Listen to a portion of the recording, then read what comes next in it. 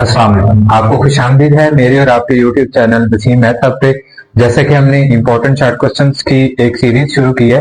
इससे पहले मैंने 1.2 से जो बहुत इंपॉर्टेंट क्वेश्चन थे और उससे पहले 1.1 से बहुत इंपॉर्टेंट क्वेश्चन थे और स्मार्ट सिलेबस के अंदर से ही जो इंपॉर्टेंट क्वेश्चन है जो कि आपके पेपर के अंदर आ सकते हैं वो सारे मैं सॉल्व कर रहा हूँ।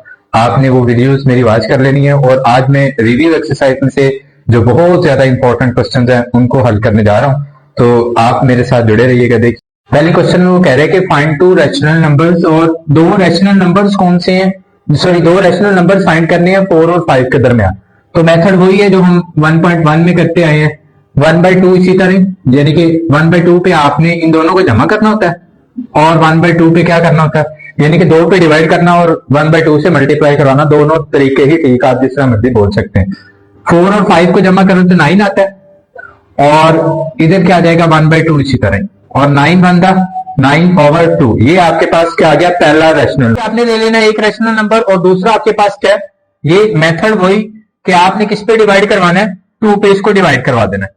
तो पहले ब्रैकेट वाला काम करेंगे तो ये कितना आ जाएगा, एलसीएम 2 आ जाएगा, 5 2 बार 10 और 9 इसी तरह, और ये क्या आ जाएगा 19, ये 10 और 9 19, 1 से मल्टीप्लाई और 2 टू द 4। तो दो रैशनल नंबर आपके पास आ गए, 9/2 और 14/2, 14/4। इसी तरह अगला क्वेश्चन नंबर 7 है। इन तीन में से एक बोर्ड के अंदर इंशाल्लाह लाजमी आएगा।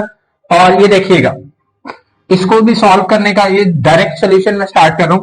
तो ये क्या है, x की 15, y की 35 और ओवर z की 20, यानी कि ये पावर है।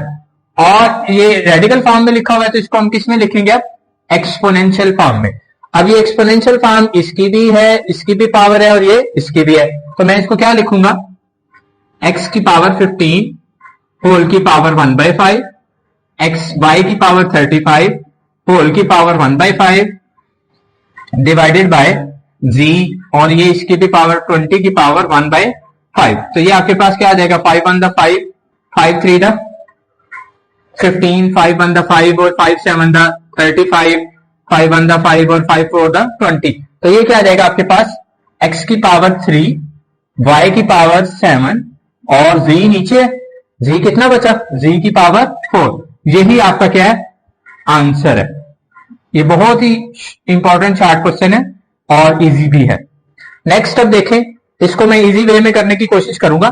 देखिएगा इसको 27 की पावर 2x और होल की पावर क्या लिख सकता हूं, 1/3, और 27 को क्या लिख सकता हूं मैं, ये देखिएगा 27 की प्राइम फैक्टराइजेशन करूं तो 3 9 द 27, 3 3 द और 3 1 द 3, यानी कि 3 की पावर 3 लिख सकता हूं।